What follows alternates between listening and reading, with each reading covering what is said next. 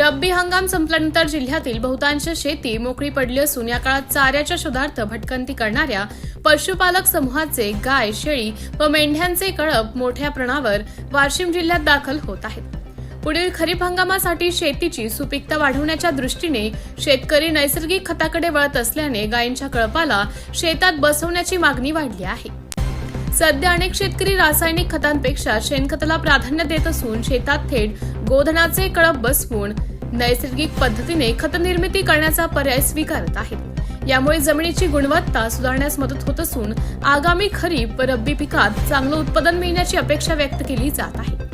जिल्ह्यात दाखल झालेल्या कळपांमध्ये साधारणतः 50 ते 100 जनावरे असून त्यांच्यासोबत गुराख्यांची कुटुंबेही स्थलांतरित होत आहेत। शेतात कळप बसवण्यासाठी शेतकरी कळप मालकांना एका रात्रीसाठी 4 ते 5 हजार रुपये देत आहेत। त्यामुळे पशुपालकांना आर्थिक फायदा होत असून त्यांच्या कुटुंबियांनाही रोजगार उपलब्ध होत आहे।